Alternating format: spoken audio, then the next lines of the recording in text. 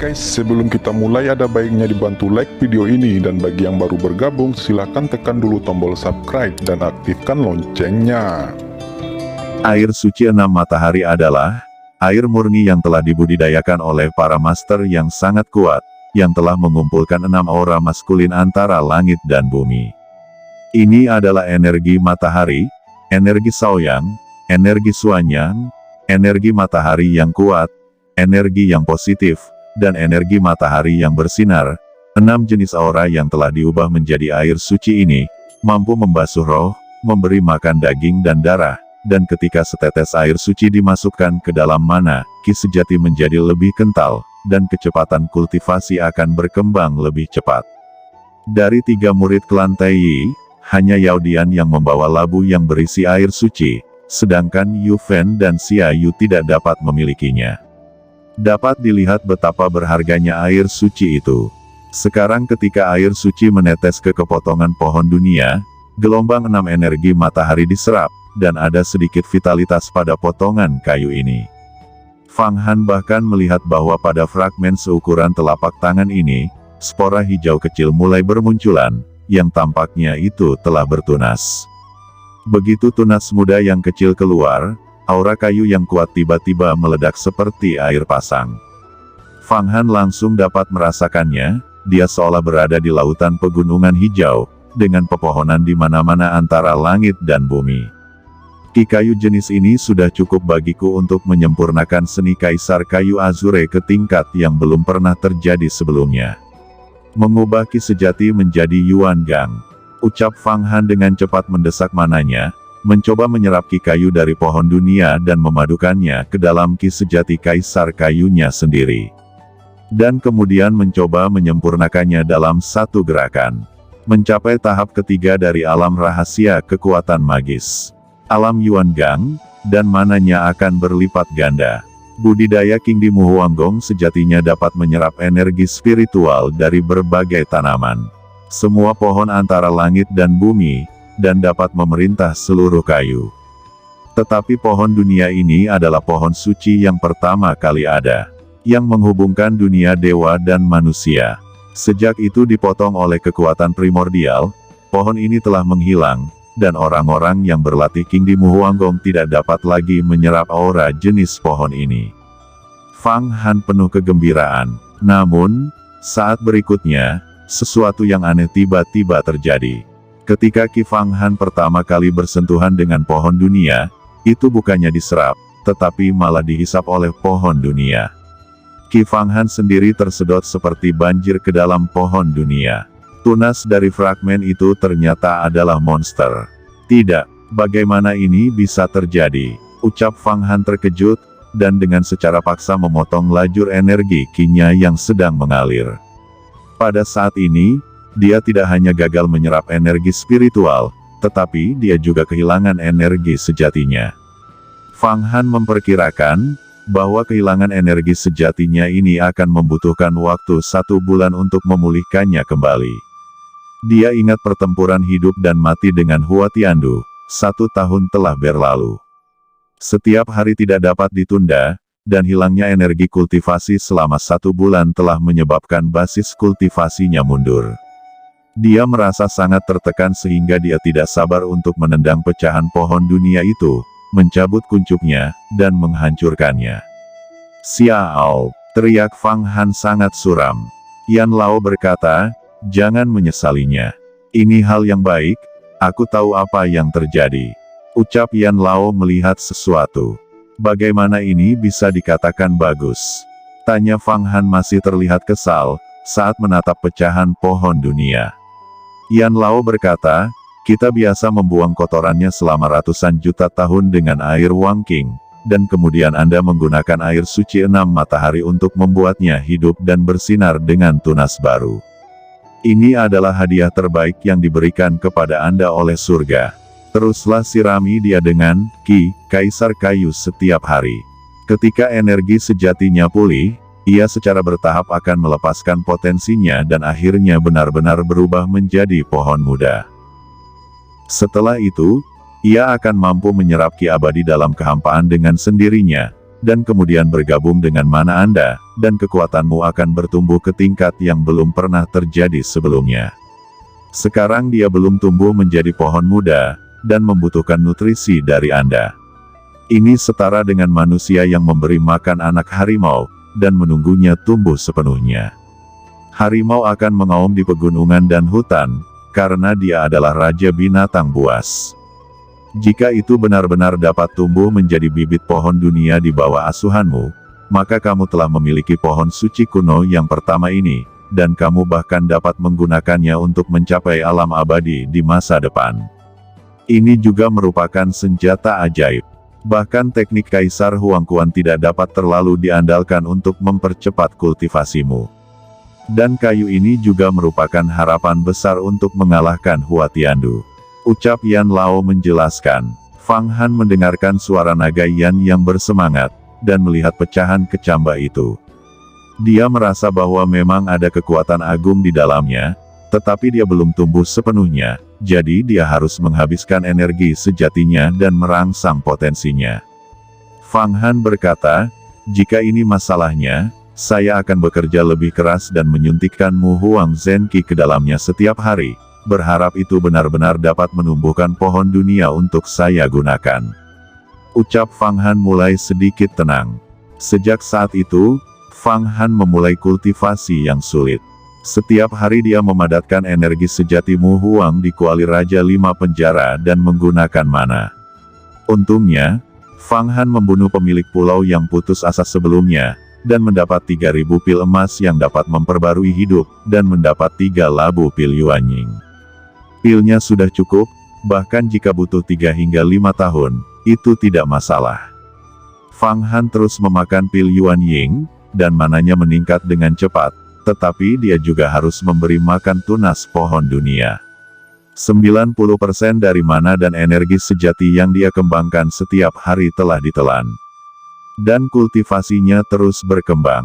Kadang-kadang, ketika Wang Ding melayang ke beberapa pulau terpencil, dan tidak ada seorang pun di sana, Fang Han juga akan keluar dan melakukan King Di Mu Huanggong untuk menyerap aura pepohonan di pulau itu. Hari-hari telah tiba pada saat musim semi dan musim panas.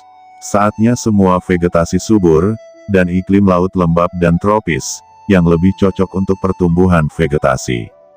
Beberapa pulau tak berpenghuni sangat subur, dan vegetasinya tak terbayangkan. Beberapa pohon langka seperti kayu Yin Tuo, kayu King Tong, kayu gaharu, kayu warna-warni, kayu sangwang, kayu besi sejati dan sebagainya, yang telah berusia ribuan tahun. Fang Han mempelajari semuanya. Kemanapun dia pergi, pohon, bunga, dan bahkan lumut semuanya diserap, dan beberapa sayuran layu dan menjadi sangat kering. Setelah lebih dari sebulan bekerja, tidak tahu berapa banyak pulau yang dihancurkan olehnya, dan rumput serta pohon yang telah bereproduksi selama ribuan tahun terputus dari akarnya. Setidaknya 3.000 atau 5.000 pohon berusia 5.000 tahun tersedot olehnya. Menjadi Mu Huang Zenqi, dan dia memberi makan kuncup pohon dunia. Latihan ini bisa dikatakan siang dan malam. Juga berkat tubuh Fang Han saat ini, dia telah mengolah tubuh emas Yan Luo, dan kekuatan ototnya sebanding dengan kekuatan pedang terbang. Pada hari-hari kultivasi ini, meskipun dia tidak meningkatkan jumlah mana sedikit pun, dia juga tidak melatih ki sejatinya menjadi Ki Gang untuk meningkatkan ranahnya, tetapi dia memadatkan ki sejatinya agar lebih murni, dan dia juga memiliki pemahaman yang lebih dalam tentang Mu Huang Zenqi. Awalnya, dia membuat kemajuan terlalu cepat, dan sebagian besar kondensasi energi sejati dicapai oleh efek jarum ilahi kayu surgawi hanya dalam 3 bulan. Dia tidak memahami beberapa perubahan dalam Zenqi, jadi itu membuat fondasinya tidak stabil. Tapi sekarang, karena sebagian besar energi sejatinya disedot oleh tunas pohon dunia, kemajuannya jadi melambat, tetapi dia dapat menyadari arti sebenarnya dari ki kayu. Beberapa area yang tidak dimanfaatkan dengan baik di masa lalu, saat ini dia telah meletakkan dasar yang kokoh untuk terobosan di masa depan. Dia juga mulai berterima kasih pada dirinya sendiri. Untungnya, dia tidak menembus energi Yuang Gang lebih awal, jika tidak, akan lebih sulit untuk memahami tingkat keempat yin dan yang dari kekuatan gaib, dan tingkat kelima misteri surga dan manusia. 3 tingkat pertama dari kekuatan gaib, mana, ki sejati, dan ki gang, dapat menerobos dengan bantuan harta dan ki spiritual. Tetapi alam yin dan yang tingkat keempat, surga dan manusia tingkat kelima, harus mengandalkan pemahaman, bukan dengan mengandalkan senjata ajaib dan banyak energi spiritual. Sementara terjerat dengan aura pohon dunia, meskipun dia tidak dapat menyerap aura, dia secara bertahap mulai memahami sifat pohon dunia yang luas dan agung, dan pengalaman yang diperoleh darinya membuat kepolosan kaisar kayunya sendiri terjadi perubahan. Kecambah potongan-potongan pohon dunia telah tumbuh sedikit, dan tampaknya mereka benar-benar akan menumbuhkan cabang dan daun dan kemudian tumbuh menjadi pohon muda kecil. Fang Han tahu bahwa selama kuncup muda ini tumbuh cabang, daun dan akar, itu akan sepenuhnya terbentuk, dan itu akan mampu mengerahkan kekuatan luar biasa tanpa membutuhkan energi sejatinya sendiri untuk memberi makan. Pada saat ini, Fang Han masih berkultivasi di dalam kuali, dan dia merasa sedang mendekati sebuah pulau. Pada saat yang sama, ia mencium jejak energi kayu yang mulia. Dia dengan cepat terbang keluar dari kuali dan naik ke permukaan laut. Dan dia melihat sebuah pulau besar di kejauhan. Pulau ini penuh dengan aura, dengan puncak gunung yang tinggi dan sungai yang mengalir di mana-mana, dan cabang-cabang pohon berusia ribuan tahun tumbuh di pulau itu. Ternyata itu pohon nanmu emas yang langka. Haha. Saya menemukan rimbunan pohon nanmu emas. Di hutan ini, setiap pohon memiliki umur setidaknya selama 1500 tahun. Ini adalah bahan balok yang bagus untuk membangun istana di dunia. Saya belum menemukannya di banyak pulau terpencil. Setelah nanmu emas diserap, itu akan dapat memperbaiki Mu Huang Zhen Qi dengan lebih baik. Ucap Fang Han ketika melihat pohon itu. Fang Han sangat gembira dan dengan cepat terbang ke arah itu. Ketika dia mencapai langit, dia mendesak Kaisar Kayu Mu Huang Zhen Qi, dan tiba-tiba pusaran besar di tubuhnya seperti naga yang mengisap air. Potongan pohon kuno nanmu emas meledak, dan kemudian berubah menjadi kayu lapuk, dan banyak energi spiritual diekstraksi. Melihat adegan itu, tiba-tiba terdengar suara teriakan, "Lancang! Kamu berani datang ke Pulau Lady ini dan membuat masalah. Jika kamu adalah murid Sekte Jalan Abadi, kita masih bisa mendiskusikannya. Namun jika kamu adalah murid Sekte di Jalan Iblis, jangan salahkan kami karena bersikap tidak sopan." Suara itu berasal dari beberapa pria dan wanita muda terbang saat melihat Fang Han. Fang Han menemukan bahwa tidak satu pun dari mereka yang berada di alam misterius kekuatan magis, dan mereka semua masih berada di alam fisik, kecuali bahwa mereka memiliki pakaian magis dan pedang terbang. Fang Han berkata, "Lady, mengapa saya belum pernah mendengar nama itu? Yang ada adalah 7 kaisar iblis dari Sekte Iblis, Kaisar Huang Quan, Kaisar Xiantian, Kaisar Hong Chen, Kaisar Bayangan Darah, Kaisar Tianjue, dan Kaisar Dewa Hantu dari alam liar Kaisar. Saya belum pernah mendengar Kaisar Guntur." Ucap Fang Han kebingungan. Lady adalah Dewa Guntur alam kuno. Itu jauh lebih tinggi daripada 7 gerbang iblis, dan telah naik ke alam abadi. Sekarang pemilik Lady ini adalah reinkarnasi dari tubuh Dewa Guntur, yang telah menerima warisan. Jawab seorang wanita berkata dengan keras. "Reinkarnasi dari Dewa Guntur," ucap Fang Han terkejut. Yan Lao berbisik, "Fang Han, apakah kamu memperhatikan gerakan seni bela diri pada orang-orang ini?" "Ini adalah seni bela diri Yu Huamen," ucap naga Yan tiba-tiba berkata. Fang Han menjawab, "Ya, seni bela diri orang-orang ini semuanya adalah seni bela diri Yu Huamen. Beberapa berlatih langkah harimau terbang, beberapa berlatih tulang lunak roh terbang, dan Song He Wan Shukuan. Tampaknya beberapa dari mereka juga telah berlatih Yuan Chen. Keterampilan mental, dan oktav Tianglong, akan tetapi teknik mereka sangat baik, itu sedikit lebih halus, dan mereka semua layak dalam daftar Sanhe." Ucap Fang Han memperhatikan gerakan mereka. Salah satu dari mereka berkata, kami akan mengaktifkan arai besar untuk menangkapmu. Kaisar kami sangat terkenal di Laut Guiksu, dan memiliki ikatan dengan beberapa sekte abadi.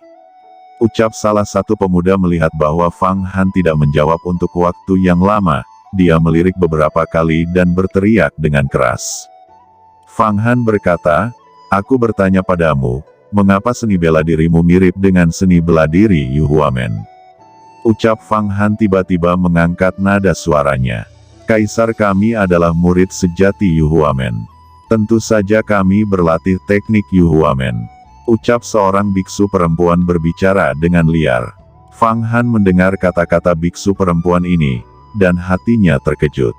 Dia dan Yan Lao sama-sama berpikir, mungkinkah itu adalah Fang Qingsu? Kemudian Fang Han berkata, siapa dewa gunturmu? Saya juga murid sejati sekte Yu Hua. Dan saya biasa dipanggil Fang Han. Ucap Fang Han, apakah kamu juga murid sejati Yu Huamen? Jawab semua orang juga terkejut, dan kemudian biksu perempuan itu buru-buru berkata, Kaisar kami dikenal dengan nama Fang Qingsu. Jika Anda adalah murid sejati dari sekte Yu Hua, Anda pasti pernah mendengarnya.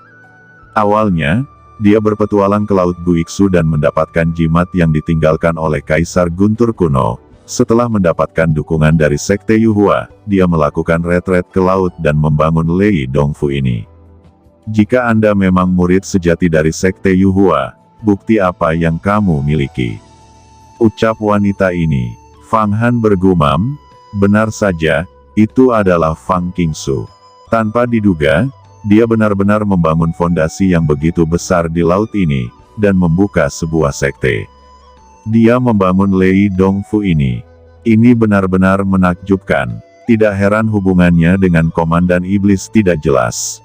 Bahkan Yan Lao terkejut. Fang Han melambaikan tangannya dan mengeluarkan buku pegangan dari sekte, yang mewakili identitasnya sebagai murid sekte Yu Hua. Dia berkata, tidak hanya itu, Fang Qingsu masih kakak perempuan saya dulu adalah anggota dari keluarga Fang di Provinsi Longyuan dalam kehidupan fana. Bahkan saudara perempuannya Fang Qingwei adalah tunangan saya. Pernahkah Anda mendengar tentang saya? Ucap Fang Han memiliki beberapa pil emas di tangannya, dan dia lemparkan ke beberapa murid, lalu berkata, ini adalah pil roh kelas menengah yang saya peroleh setelah membunuh Tuan yang putus asa. Anggap ini sebagai hadiah kecil dariku. Terima kasih, Tuan Fang. Ucap beberapa murid saling memandang, mereka jelas sangat senang, dan masing-masing mereka langsung menelan pil itu.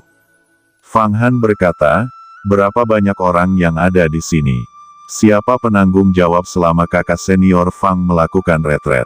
Kenapa tidak membawaku pergi untuk melihat-lihat? Beberapa biksu muda saling melirik. Salah satu biksu perempuan dengan ragu-ragu berkata, kami memiliki lebih dari 3.000 orang di pulau ini, dan ada 6 penguasa alam kekuatan magis. Bolehkah kami melaporkan kedatangan Tuan terlebih dahulu? Jawab mereka, baiklah, karena ketulusanmu, aku memberimu pedang terbang. Jawab Fang Han berkata kepada biksu perempuan itu, dan sebuah pedang terbang langsung diberikan. Ketika biksu perempuan melihat bahwa itu adalah senjata spiritual tingkat tinggi, dia segera sangat gembira dan berkata, terima kasih, Tuan, saya akan segera pergi melapor. Kemurahan hati Fang Han membuat mereka tercengang, namun sangat bersemangat. Sementara murid-murid ini semua memikirkan cara untuk menyenangkan Fang Han dan mendapatkan hadiah darinya. Setelah beberapa saat, biksu perempuan itu terbang kembali dan berkata, Tuan, kakak senior telah mendengar nama Tuan, dan dia juga tahu bahwa Tuan memenangkan tempat pertama dalam daftar Sanhe, menjadi murid sejati, dan berpetualang. Namun, karena mempertahankan formasi, beliau belum dapat hadir menemui Tuan. Kami secara khusus diperintahkan untuk mengundang Tuan memasuki aula dan menunggu di sana. Fang Han menjawab, aku memang mendapat tempat pertama dalam daftar Sanhe, dan baru setengah tahun sejak saya menjadi murid sejati. Ngomong-ngomong, siapa kakak senior yang baru saja kamu maksudkan? Tanya Fang Han. Itu adalah kakak senior Fang Qiang, Jawab seorang murid yang mengenakan jubah petir berkata dengan hormat. Fang Qiang, seorang pelayan kecil, dia bersembunyi begitu dalam. Gumam Fang Han dalam hati, Tuan, baru-baru ini Komandan Iblis telah menyebabkan kekacauan besar di Laut Guixu. Dan membunuh 3 murid sejati Sekte Taiyi. Sekte Taiyi telah mengeluarkan perintah untuk membunuh Komandan Iblis. Sekarang Komandan Iblis telah melarikan diri. Dia terus membunuh banyak murid Taiyi dengan kekuatan 1 orang. Pertempuran antara Jalan Abadi dan Iblis akan segera terjadi.